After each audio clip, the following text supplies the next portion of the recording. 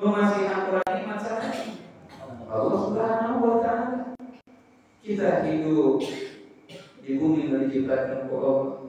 Kita hidup dengan nikmat dari Allah. Bahkan diri orang diciptakan oleh Allah Subhanahu wa ta'ala. Sudah sewajarnya, sudah seharusnya, kudu wajib kita berusaha untuk mendapatkan keridhaan Allah Subhanahu wa ta'ala. Wajib kudu urang teh berusaha menggapai ridhaan Allah Subhanahu wa ta'ala. Yang menghidupi kita Allah. Kita hidup di bumi yang diciptakan oleh Allah Subhanahu wa ta'ala. Tahu-tahu kita ngebangkang, ngebuat berkah, zat menyitakan orang, menghidupkan orang. Ini ibaratkan ada orang ikut numpang hidup di rumah orang lain. Ini contoh wae. Ini mah sanes nyamikeun Allah Subhanahu wa ta'ala sareng urang, bukan. Kita tidak abdi dengan tidak menyamakan Allah dengan makhluk. Tidak ada Allah beda dengan makhluk. Cuma ini mah biar lebih gampang masuk ke akal kita. Ada orang ikut numpang hidup di rumah kita. Kurang teh disediakan kamar. Nya dapat kamar nanti aya kasur, aya bantalna, aya gulingna. Kita kasih makan, kita kasih minum. Tadinya dia punya pakaian yang hanya nempel di pakaiannya aja, kita belikan pakaian biar ada gantinya. Dihidupi sama kita keseharian dia, tinggalnya di tempat kita, di rumah kita. Kita yang ngasih makan, ngasih minum di tempat kita. Kita punya peraturan di rumah. Aya peraturan. Aya peraturan. Aya aturanana jam 4:30 harus bangun sholat subuh, ya, kudu sekolah, harus mau ikut kerja sama membantu kegiatan rumah, beberes rumah, nyapu lah, nyepel segala macam. Aya aturanana. Dia orang numpang di rumah kita. Hirupna molor, hidupna cuma makan aja yang kita kasih, makanan yang kita kasih, minum yang kita minum, minuman yang kita kasih, ngeminum minuman yang kita kasih, tidur di kasur yang kita sediakan, di kamar yang kita sediakan. Tapi segala macam aturan yang kita bikin di rumah tersebut diabaikan sama orang tersebut. Padahal dia cuma numpang. Kita yang punya rumah aja menjalankan aturan rumah, ikut beberes segala macam. Kalau ada orang numpang kayak gitu, sewa untuk orang marah untuk nambah kita. Kesel kalau ada orang numpang seenaknya sendiri. Padahal kita yang hidupin dia, makan minum dari kita kesel. Bisa-bisa apa kalau kita kesel? Diusir. Ngapain? Kita nggak butuh sama kamu kok. Kamu yang butuh sama kita. Kita nggak butuh sama kamu yang butuh sama kita. Diusir, nggak ada berat-beratnya diusir. Nah, begini pula dengan kita yang hidup di bumi yang diciptakan oleh Allah Subhanahu wa ta'ala.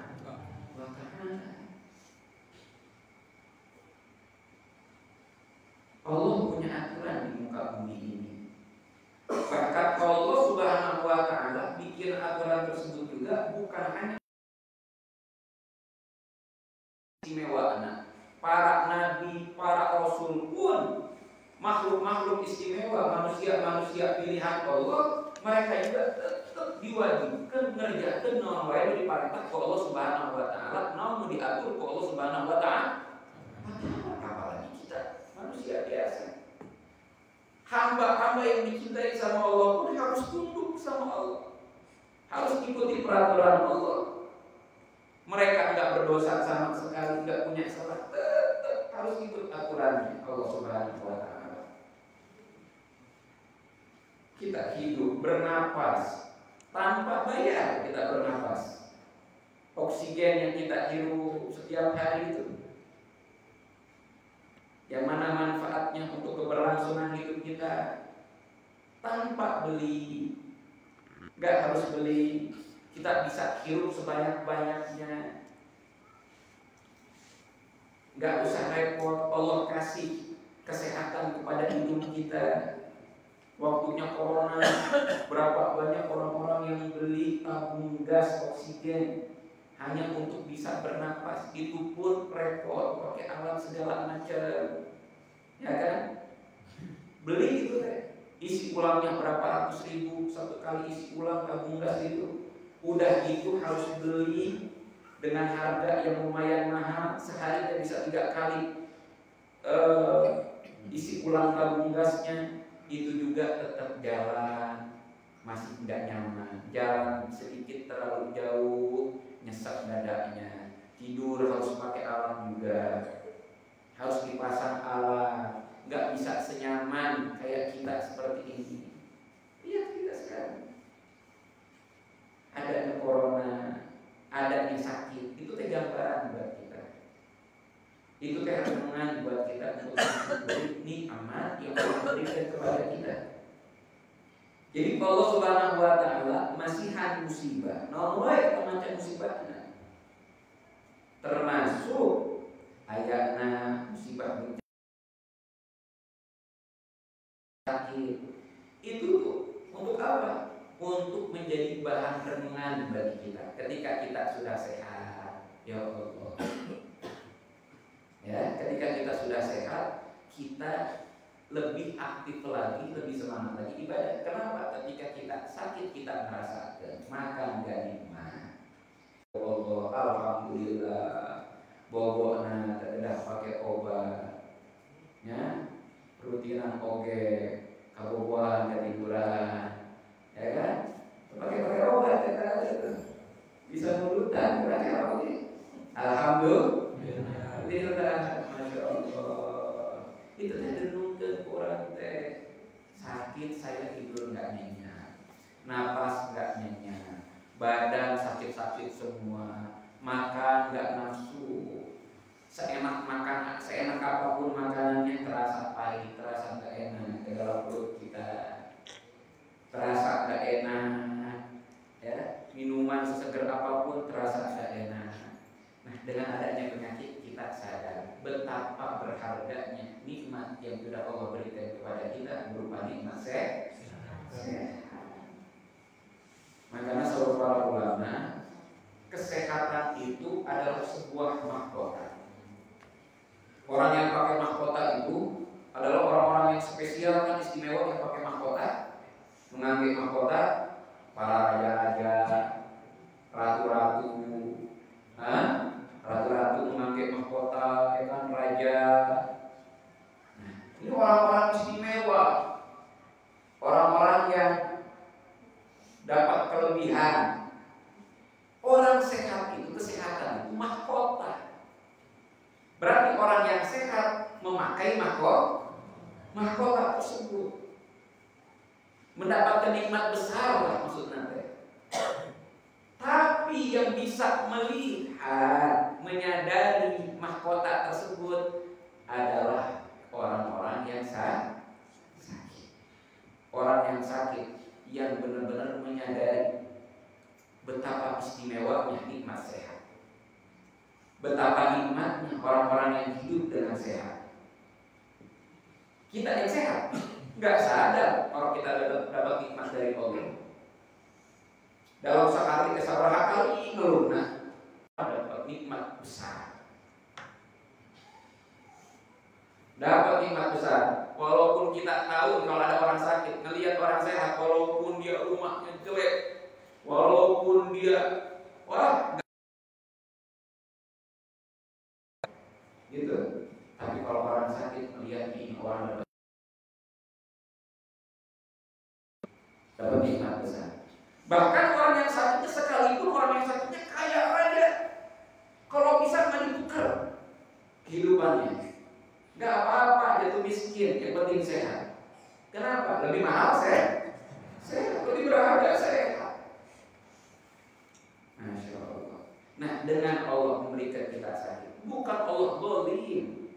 Dengan Allah memberikan musibah kepada kita, bukan Allah zalim. Tapi untuk apa?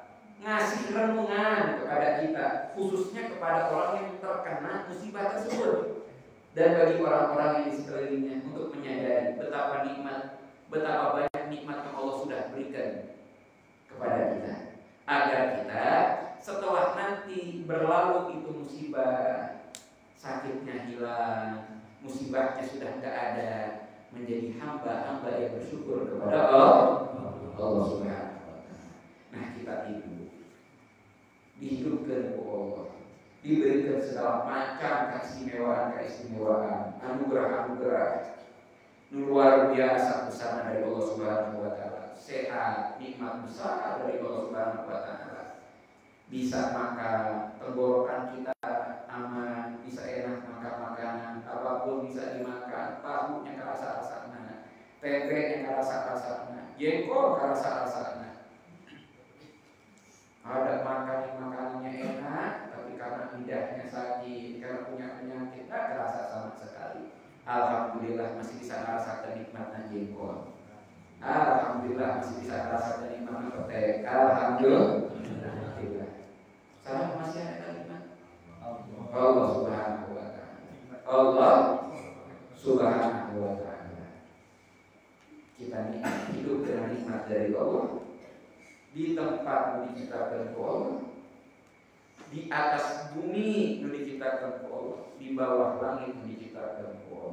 Diri kurang berfungsi dengan anggota tubuh kurang, Allah menggerakkan, Allah memfungsikan, yang mengaktifkan anggota tubuh kita agar berfungsi. Darah berfungsi dengan baik, ginjal berfungsi dengan baik. Sadar Allah Subhanahu wa Ta'ala mengaktifkan, melancarkan.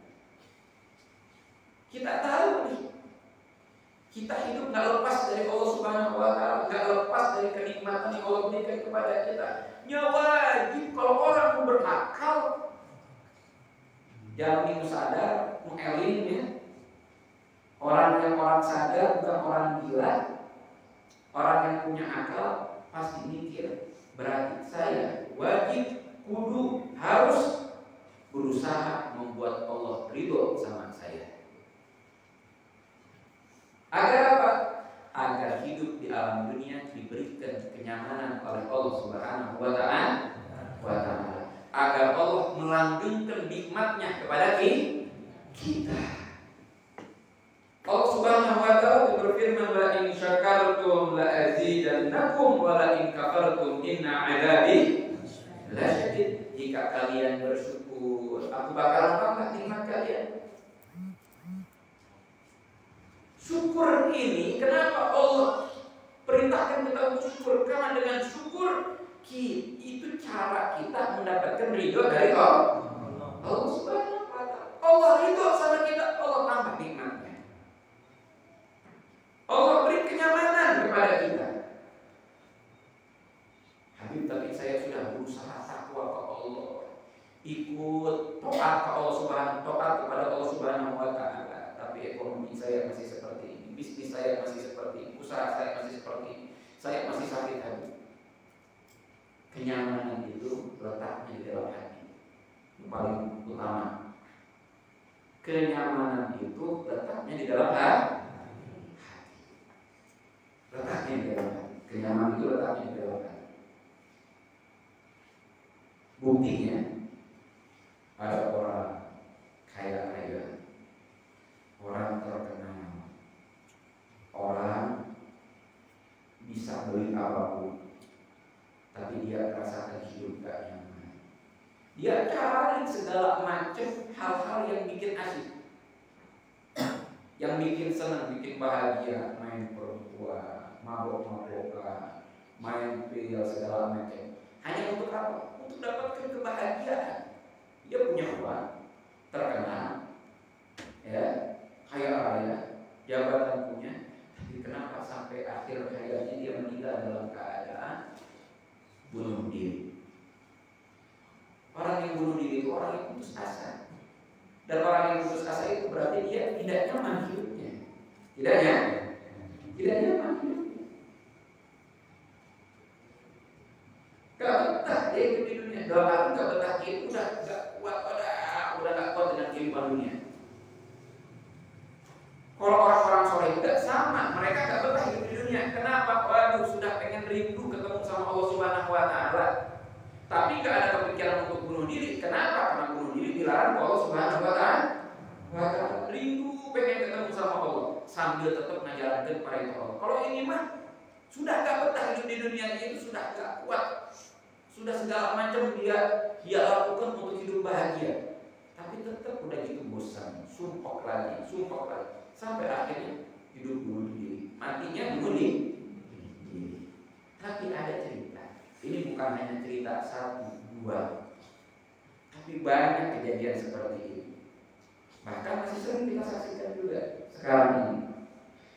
Ada cerita satu orang di zaman dulu ini kejadiannya kan, ada satu orang ini, dia gak punya tangan, gak punya kaki, dua-duanya gak ada.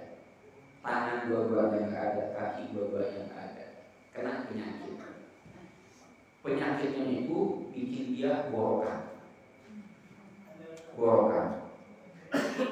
Dan dia tinggalnya di samping tempat sampah, pembuangan sampah.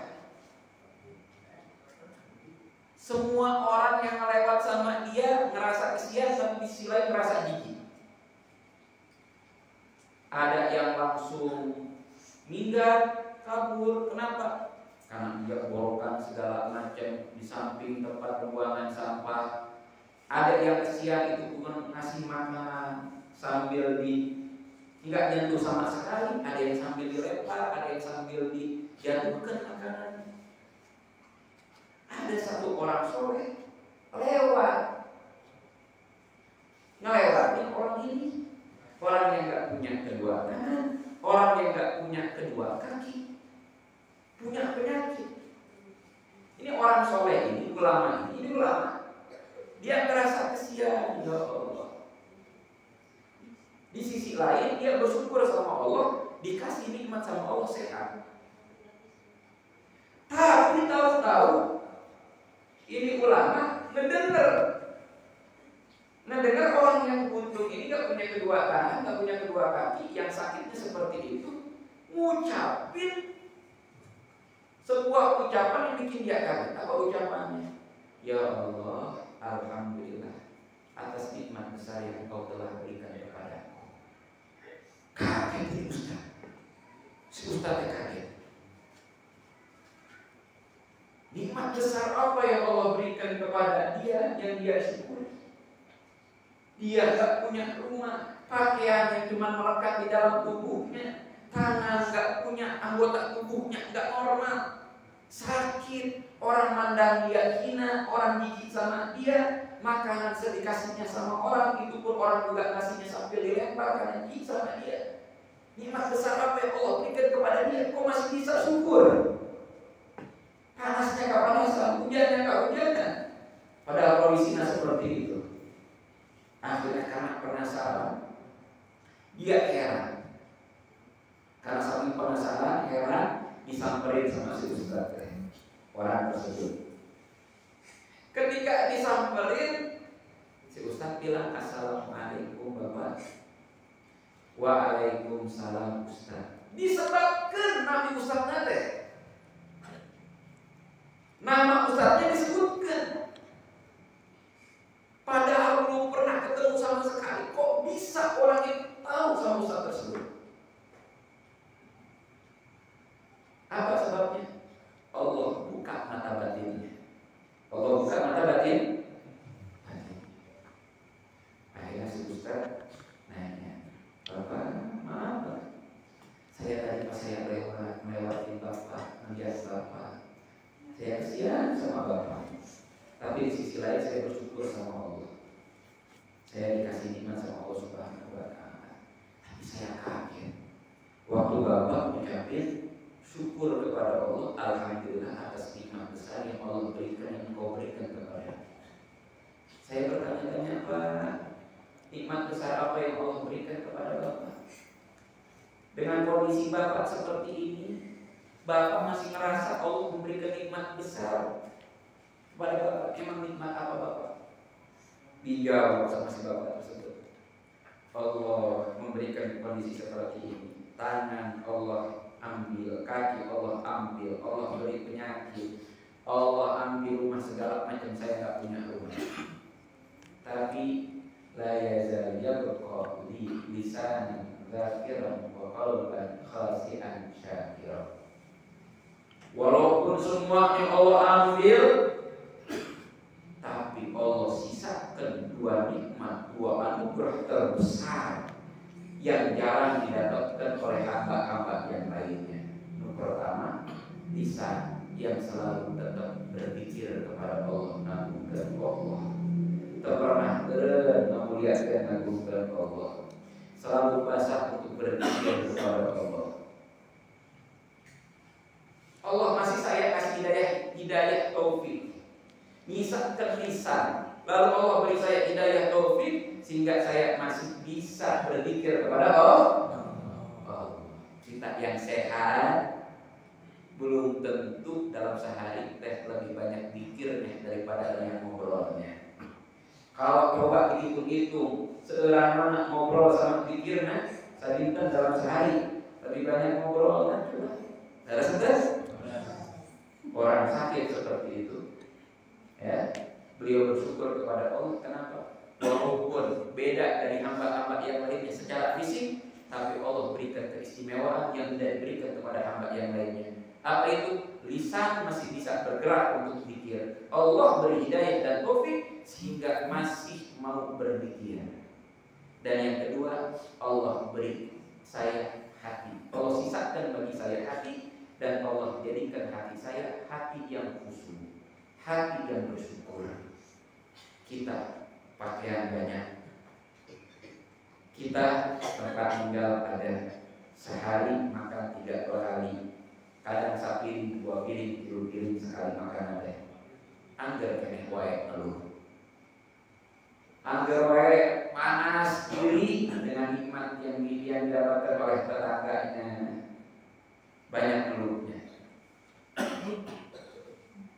Kita punya nih segala macam, sehat walafiat, pakaian banyak,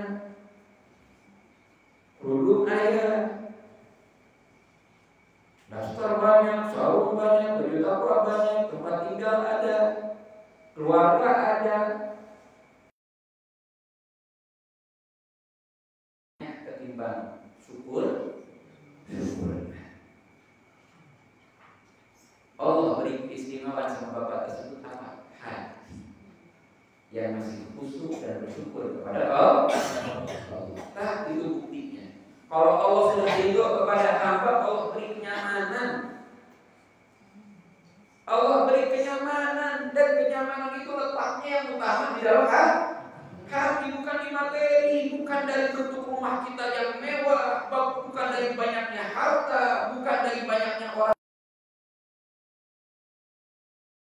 Kanjeng Nabi Muhammad, rumahnya kalau dibandingkan dengan rumah kita jauh lebih jelek rumah Kanjeng Nabi Muhammad.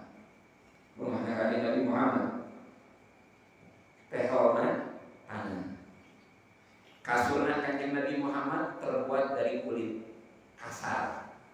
Jangan dipikirkan sendal kulit, mahal berarti. Enggak, kasar, kulit kasar. Isinya apa? Serabutan pelepah kurma. Gimana tuh rasanya tidurnya tuh sakit. Bangun-bangun dari tidur sudah sadar apapnya, sudah ada bekasnya di punggung teh. Bayangkan.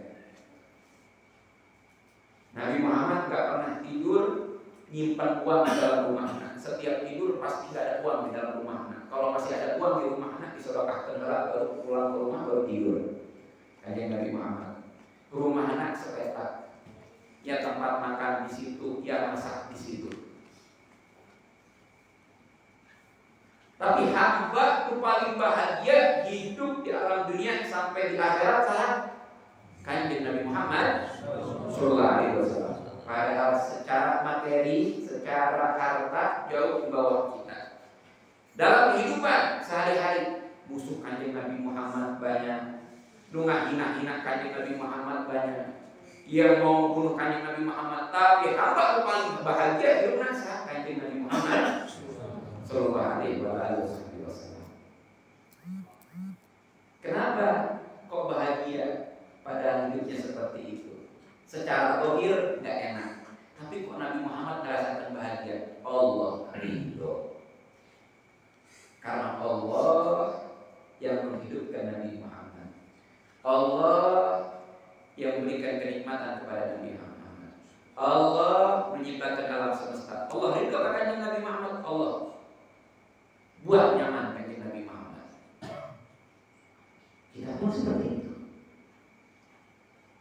Kita pun seperti itu.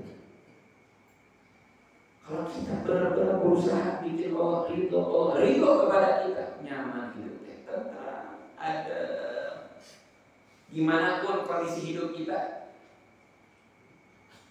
mau rumah kayak gimana, mau uang kayak tinggal berapa, tetap nyaman hidupnya.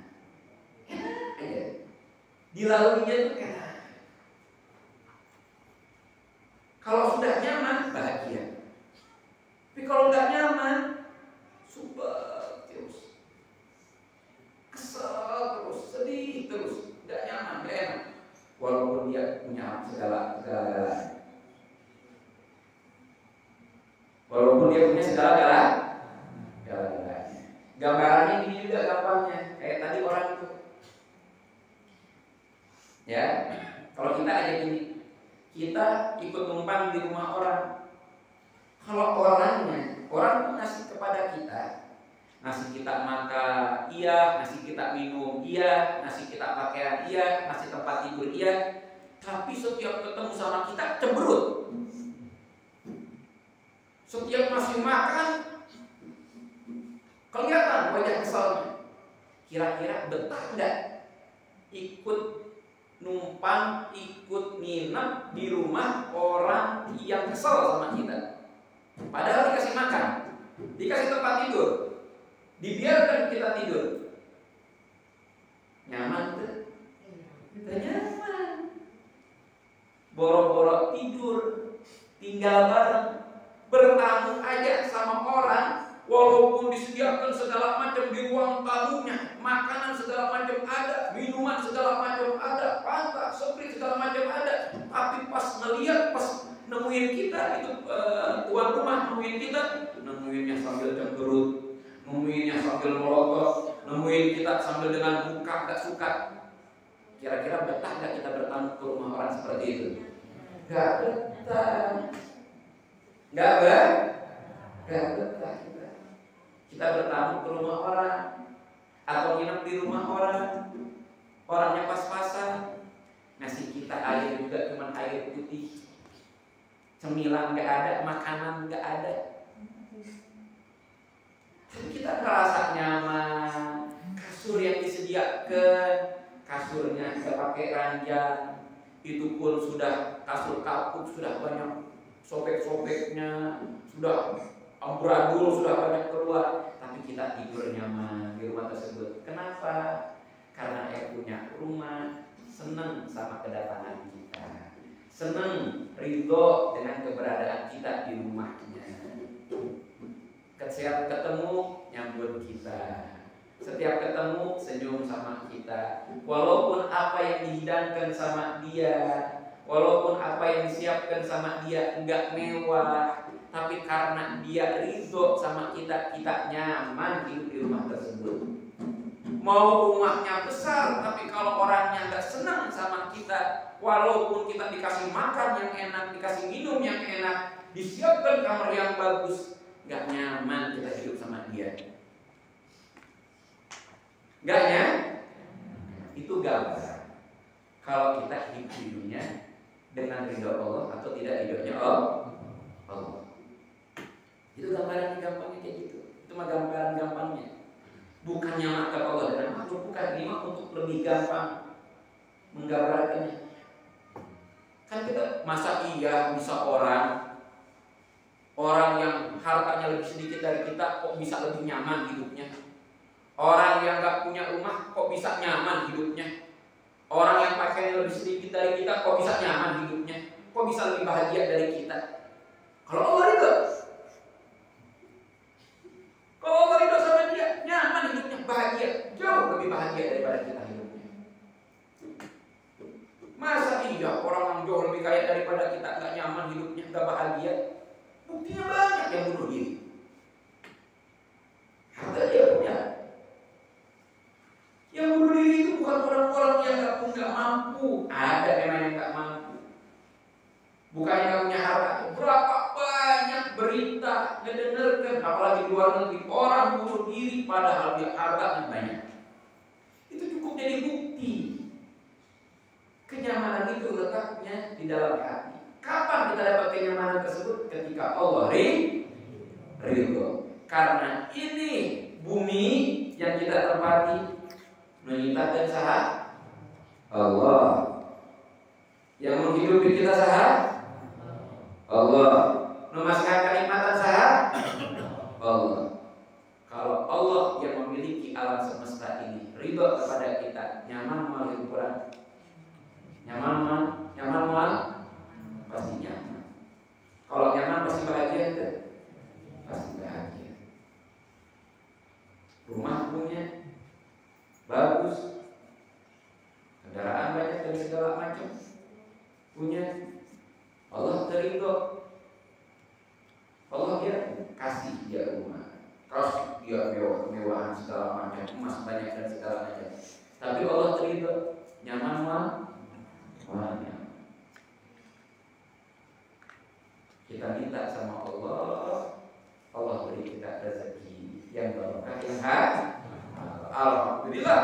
Kalau kita kaya raya, harta banyak, hidup lancar, ekonomi lancar, Allah pun oh lebih bagus lagi kalau seperti itu. Lebih enak lah. Ya gak punya apa-apa pun kalau Allah ridho, nyaman hidupnya. Apalagi kalau kita diberi sama Allah kekayaan harta plus Allah ridho sama kita, lebih nikmat lagi hidupnya.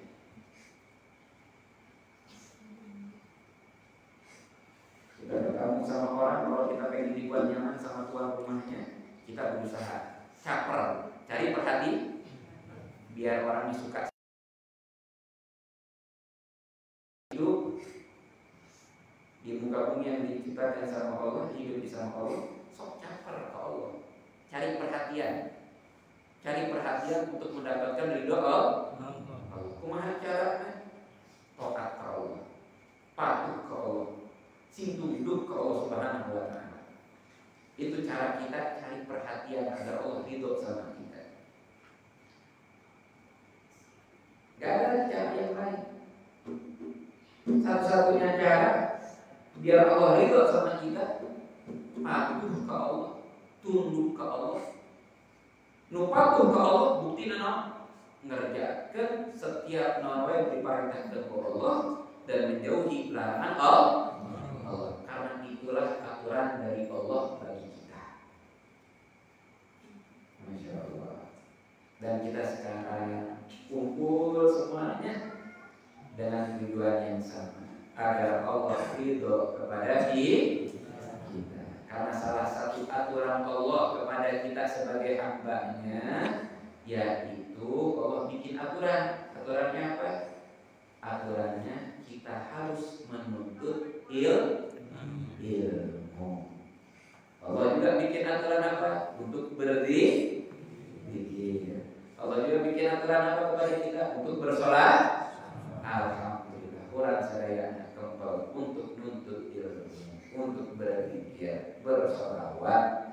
Moga-moga kita mendapatkan ridho dari Allah Subhanahu wa Ta'ala. Amin ya rabbal alamin. Tujuan itu juga untuk mendapatkan rahmat dari Allah. Apa maknanya rahmat? Kasih sayang. Agar apa? Agar selamat, khususnya nanti di akhir. Yang kita andalkan, yang kita harapkan nanti ketika kita di akhirat agar kita bisa selamat adalah rahmat dari Allah.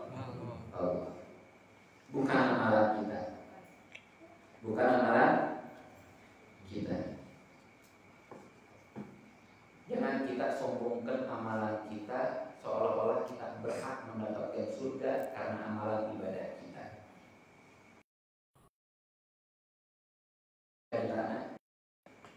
Ini cerita gitu. Nanti di akhirat ada seseorang yang dia merasa sudah hebat ibadahnya selama hidup di alam dunia. Dikasih tawaran sama Allah Subhanahu wa Ta'ala, kamu mau masuk surga karena rahmatku atau mau masuk surga karena amalan ibadahmu? Karena dia merasa ibadahnya luar biasa selama hidup di dunia, dia bilang kepada Allah, ya Allah, saya pengen masuk surga dengan ibadah. Oke, kalau kayak gitu, salah satu rahmat yang aku berikan kepadamu adalah kedua mata. Kedua mata. Coba timbang lebih berat mana kedua mata tersebut dengan ibadahmu. Ternyata setelah ditimbang masih lebih berat kedua mata yang Allah berikan kepada kita ketimbang ibadah kita. Kenapa? Kita bisa ibadah pun karena rahmat yang Allah berikan kepada kita. Kita bisa ibadah karena Allah memberikan kita mata, Allah memberikan kita tangan, Allah memberikan kita kaki, Allah memberikan kita kesehatan, Allah masih aturan nikmat hidayah dan taufik. Yang ibadahnya luar biasa. Dia pengen masuk dengan amalannya, nggak bisa masuk surga karena amalannya. Akhirnya kata hamba tersebut, ya Allah, kalau kayak gini saya pengen masuk surga karena rahmatmu. Akhirnya Allah dimasukkan ke surga.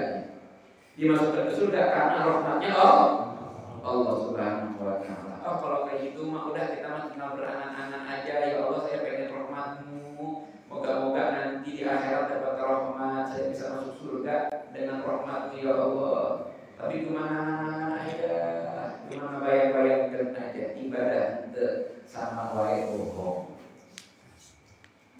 Sama aja bohong. Memang ibadah kita ini jangan diandalkan nanti di akhirat. Ya, kalau dibandingkan dengan rahmat Allah masih jauh lebih besar rahmat Allah yang Allah berikan kepada kita. Tapi kenapa kita masih tetap beribadah kepada Allah? Karena dengan beribadah kepada Allah lah kita bakalan mendapatkan rahmat dari Allah. Jadi tujuan kita ibadah bukan untuk kita menyombongkan ibadah kita, bukan untuk kita ngandel-ngandel beribadah kita agar masuk surga, bukan. Tujuannya pertama untuk mendapatkan ridho Allah, tujuan kedua untuk mendapatkan rahmat dari Allah. Itu tujuannya. Nah, kalau orang paham seperti ini, ibadah kita ini gak bisa diandalkan. Kita tujuannya ibadah untuk mendapatkan rahmat Allah. Pantas itu sombong? Pantas sombong itu? Hadir pengajian, keluar di pengajian, ningali orang-orang nongkrong, terus ngerasa lebih baik, pantas itu? Teman, saya akan kurang ngaji untuk mendapatkan rahmat dari Allah. Allah bukan untuk diandalkan, tapi tujuannya moga-moga dengan saya ngaji Allah rahmat, memberikan rahmat kepada saya. Moga-moga Allah ridho kepada saya. Saya sholat dengan tujuan moga-moga Allah ridho sama saya. Moga-moga Allah masih rahmat ke hati. Jadi saya pantas nama kurang tes sombong, komodo itu ibadah. Nu ibadah sehebat apapun nu sombong diharamkan ke Allah ke surga. Nu ibadah, ahli ibadah sehebat apapun, seluar biasa apapun ibadahna, tapi aya sombong di jero hatena, diharamkan ke Allah ke surga. Komo deui nu ibadah. Tah zaman ayeuna mah geus teu ibadah sombong deui. Euy parah teh. Nya geus teu ibadah, loba maksiat, sombong, pamer deui. Masya Allah. Inna lillahi wa inna ilaihi raji'un. Nu sombong wae oge mun nu rajin ibadah, nu luar biasa salatna, puasana, mun aya kesombongan dalam hatena, diharamkan Allah ke surga.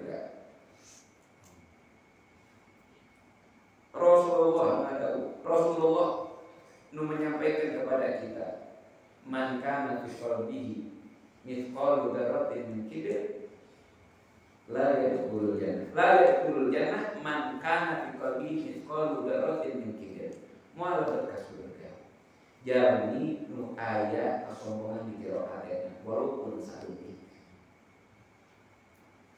Iblis usah sombongna tadina tempatna di surga diusir ku Allah, dilaknat ku Allah. Sampai akhirnya nanti tempatnya di neraka.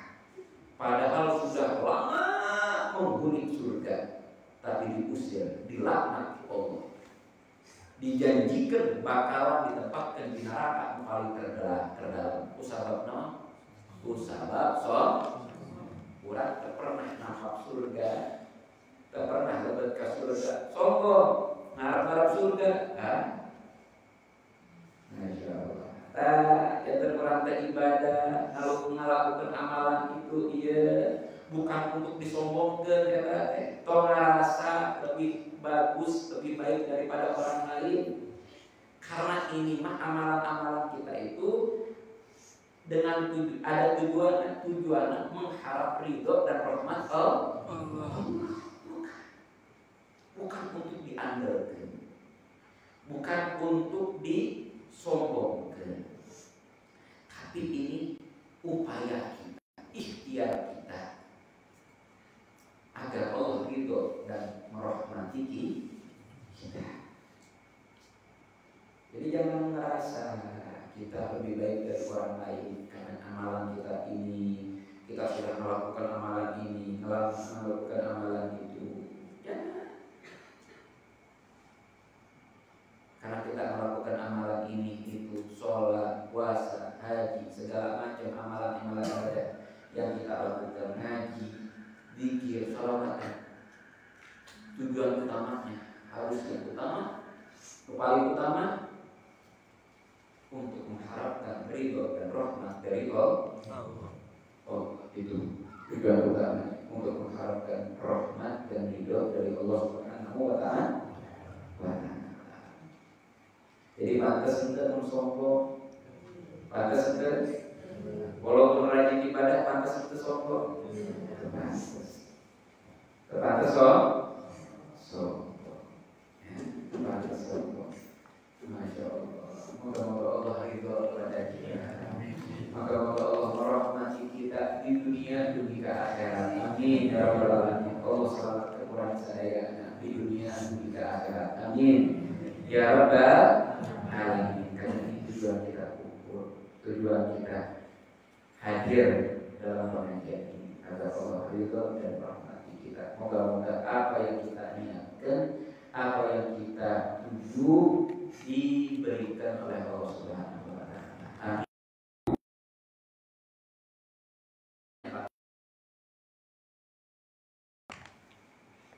Kayak orang tadi gak punya tangan, gak punya kaki, punya penyakit, tapi dia masih syukur. Berarti dia lapang hatinya, berbesar hati. Kenapa berbesar hati? Nyaman. Sahabat memastikan kenyamanan Allah. Namun sebabnya karena patuh tunduk ke Allah Subhanahu wa Ta'ala. Ini gambaran lagi. Ya. Gambaran orang yang besar hatinya, sempit hatinya. Ya. Walaupun yang besar hatinya ini secara zahir hidupnya sempit, tapi dia merasa nyaman. Tapi dia ngerasa bahagia. Setiap ujian, setiap rintangan hidup bisa dia lalui. Contoh, ini bisa digambarkan kepada apapun, rumah tangga segala macam. Ini contoh ini bisa digambarkan untuk gambaran rumah tangga dan segala macam. Ini memang untuk hati dulu. Kita bikin perahu dari kertas. Kita ke Pangandaran, kita taruh perahu kertas di pinggir pantai yang ombaknya kecil. Hancur mah kita perahu kertas. Kena ombak yang kecil hancur mah perahu kertas. Ditaruh di pinggir pantai yang ada airnya. Kan ada ombaknya itu kan.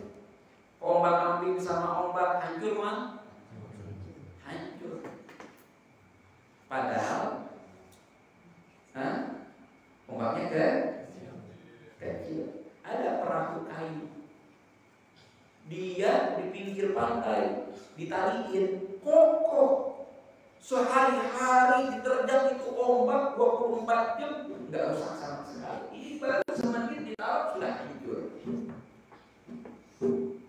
Baru semenit sudah hancur. Tapi kalau perahu itu, perahu kayu tadi, dibawa ke tengah lautan, yang ombaknya lebih gede lagi, ombak amping bisa kebalik. Ada perahu lagi, kapal yang lebih gede, ketemu ombak yang agak gedean, nggak kerasa apa-apa. Tambah lagi kalau misalkan kapal yang gede masuk ke samudra, walaupun ombaknya bermeter-meter kayak tsunami aja kayak gitu, dia masih bisa melalui. Dia bisa masih melewati ombak-ombak tersebut, bisa selamat. Jadi masalahnya itu bukan di masalah hidup kita, di banyaknya hidup kita, di banyaknya harta kita, ya. Kemudian bukan dari ada enggak masalah atau enggaknya, bukan.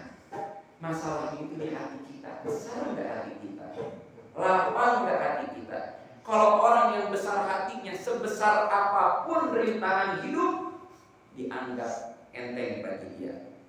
Dianggap enteng. Ibarat tadi kapal, mau diterjang kapal yang gede, mau diterjang ombak ini ibaratkan masalah. Si kapal ini ibaratkan hati. Mau ombaknya segede apapun, dia tetap bisa mulus melewati ombak tersebut. Tapi kalau kecil, kena masalah kecil, langsung gede, langsung mumet, langsung sumpah. Sumpah. Masya Allah. Nah itu kenapa kok bisa orang kaya raya, kok bisa bunuh diri? Karena sempit hati. Moga-moga Allah lapangkan hati kita. Kok bisa orang yang punya penyakit kayak ini, kok bisa masih bahagia? Karena hatinya besar, hatinya harus itu gambaran. Begitupun rumah tangga, bayangkan seperti kapal. Karena masalah sedikit. Kenapa perahunya kecil? Perahunya kecil. Untuk orang-orang yang sudah nikah, punya rumah tangga, gimana caranya mengkokohkan itu bahtera rumah tangga? Bahtera kan namanya, bahtera itu perahu. Gimana cara mengokohkan? Iman. Ya iman juga sama. Aku tunduk kalau Alhamdulillah. Jadi jangan heran, ya, kalau ada orang yang hidupnya di bawah kita secara dohir, secara kasat mata, secara dilihat sama kita, secara dohir di bawah kita, ekonominya di bawah kita, kesehatannya di bawah kita. Tapi kok bisa bahagia? Kok saya hidupnya nggak bahagia? Berarti ada yang salah dengan hubungan kita dengan Sang Pencipta. Ada yang salah antara hubungan kita dengan Sang Pencipta. Saatnya kita perbaiki hubungan kita dengan Allah, dengan lebih tunduk deui, lebih taat deui ka Sang Pencipta, nyata Allah Subhanahu wa ta'ala. Alhamdulillah. Ini untuk mengawali rutinan kita setelah Lebaran, ya. Jadi belum meneruskan kajian tentang cara wajib berhadap, tapi kita bahas tentang ini dulu. Kita awali setelah Lebaran dengan pembahasan mencari ridho dan rahmat Allah untuk apa? Agar kita tetap terus semangat ibadah walaupun di luar bulan Ramadan. Jangan hanya menyentuh Al-Quran di bulan Ramadan. Jangan hanya menggelar sejadah di bulan Ramadan. Jangan hanya masuk ke masjid di bulan Ramadan. Ramadan bulan paling istimewa. Ramadan memang bulan yang penuh anugerah. Allah lipat gandakan setiap amalan ibadah kita. Tapi ingat, kita ini abdullah, ibadullah, hambanya Allah, bukan hambanya Ramadan. Kita ibadah di bulan Ramadan karena kita hambanya Allah. Maka di luar bulan Ramadan pun tetap kudu ibadah, tetap kudu baca Al-Quran, tetap kudu sholat, tetap kudu lebat ke masjid. Karena Allah, walaupun kita di luar bulan Ramadan tetap ada, tetap ada. Harus ya. Kalau sampai hanya nyentuh Al-Quran, ngagelar sajadah, lebat ke masjid, hadir panitia di bulan Ramadan. Tapi keluar bulan Ramadan seolah-olah selesai. Al-Quran pernah disentuh dari nanti Ramadan selanjutnya baru disentuh. Sajadah pernah digelar dari masjid tidak pernah didapati lagi. Salah kaprah. Kita akan ibadah di bulan Ramadan karena Allah. Kalau misalkan kita di bulan Ramadan stop ibadah, berarti karena apa kita ibadah di bulan Ramadan? Kita ini hambanya Allah, bukan hambanya Ramadan. Kita ibadah di bulan Ramadan karena Allah mengistimewakan bulan Ramadan. Kita lebih giat lagi ibadah di bulan Ramadan karena Allah mengistimewakan bulan Ramadan. Dan kita hambanya Allah. Di luar bulan Ramadan Allah masih ayat. Ayat Allah. Ayat Allah kekal abadi. Maka tetap kudu ibadah ke Allah Subhanahu wa Ta'ala. Maka tetap harus mencari ridho dan rahmat Allah Subhanahu wa Ta'ala. Walaupun Ramadan sudah berlalu. Semoga Allah istiqomahkan kita dalam ibadah. Amin ya rabbal alamin. Insyaallah Allah panjangkan umur kita sampai sehat walafiat. Kita bertemu lagi. Ada rutina setiap malam Sabtu, ada rutinan. Cuma rutinan Jumat besok ini istimewa, beda, ada bedanya, ada lebihnya. Apa kelebihannya, apa istimewanya, apa lebihnya? Berbarengan dengan silaturahmi halal halal, dan yang kedua syukuran khitam anaknya saya Abdurrahman Bilfaqi. Jadi di rumah setiap malam Sabtu dari Ba'da Isya jam 8 kurang seperempat ada rutinan. Selesai jam 10 selesai, lagi itu makan nasi bareng-bareng selesai. Ya, mau ngobrol mangga, jika kasus boleh saya bagi Dewi mangga kalau sudah selesai. Ya, nah untuk nanti ini jam Jumat yang sekarang ini ada tambahannya selain rutinan silaturahmi halal plus syukuran kita. Karena insya Allah besok pagi putra saya yang masih kecil itu yang mau 3 tahun, Muhammad Abdurrahman, besok pagi mau disunat. Besok pagi mau disunat. Saya mohon doakan kepada saya, mudah-mudahan lancar sunatnya. Ya, mudah-mudahan lancar, tidak ada halangan. Amin ya rabbal alamin.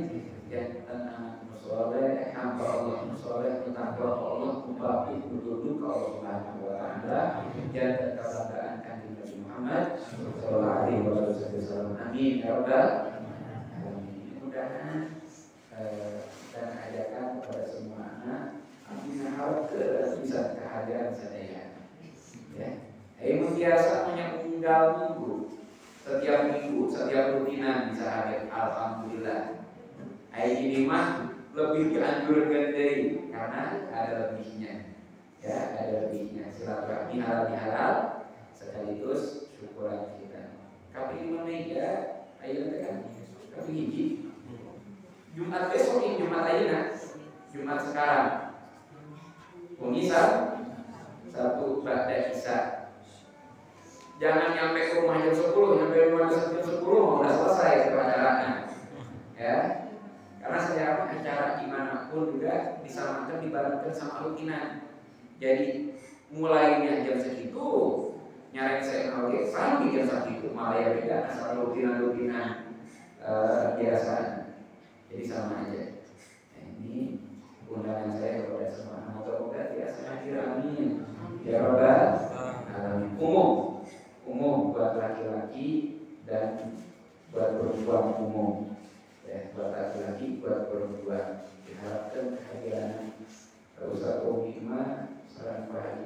Wajib. Wajib. Saya bilang ke Pak Sotoni, salam jamaah. Oke Ustaz. Saya setiap bulan ke sini. Antum gak setiap bulan ke rumah. Ustaz setiap bulan hadir rutinan. Ayah Bima, alhamdulillah rutin setiap kasih kajian. Iya, makanya sebulan sekali oleh dan malam lah untuk acara khusus masjid guru hadir. Ayo biasa Mas Jami. Tapi karena beliau sibuk, tak iya kalau sibuk kita masalah ada. Ustaz Tomi